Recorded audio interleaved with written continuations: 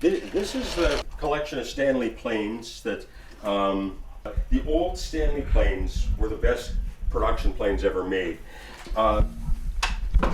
This one, for example, this number 6, was made in 1869. It's in perfect condition. I can sharpen the thing razor sharp. There's only that much of the iron left before I hit the slot. Oh boy. Yeah. But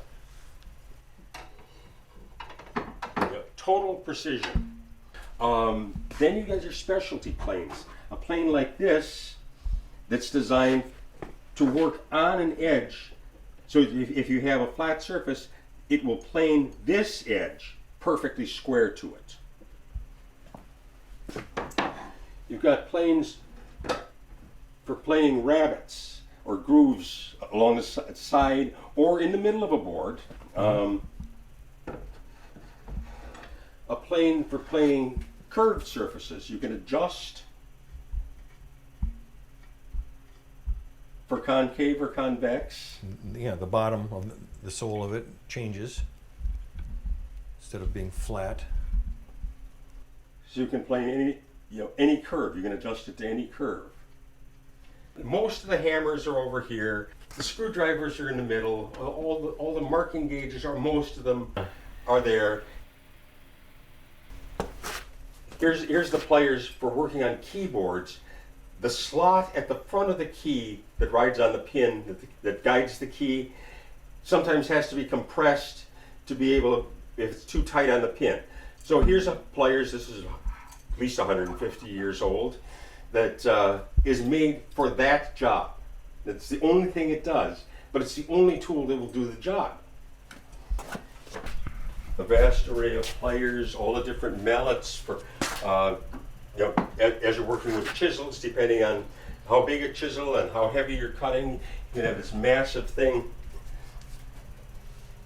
made out of hickory that you can really hog wood with something like this. Or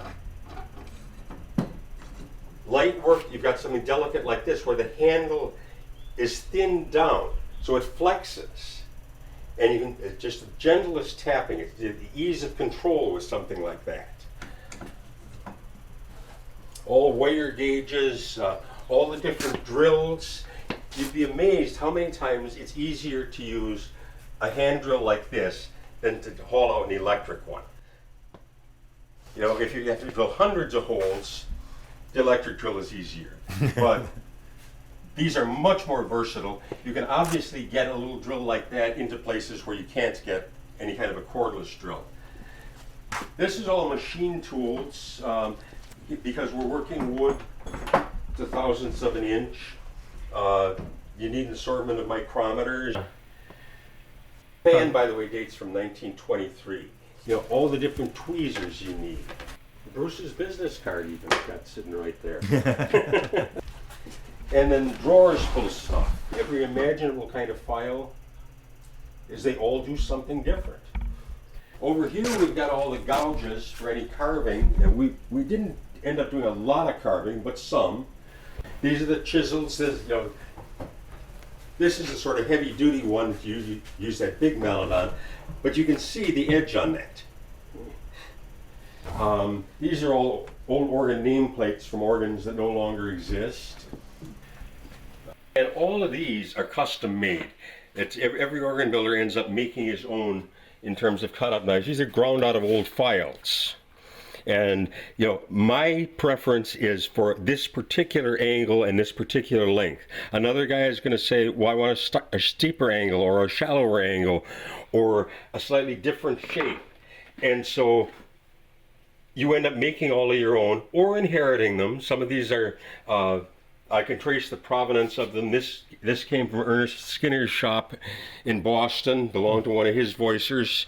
There are a few collector's pieces, and I like old tools, and so there's stuff that I buy just for fun. This is a little pump organ that I picked up. It was made about 1870. Been gathering these things up since about 1969 when I started working on organs. Wow.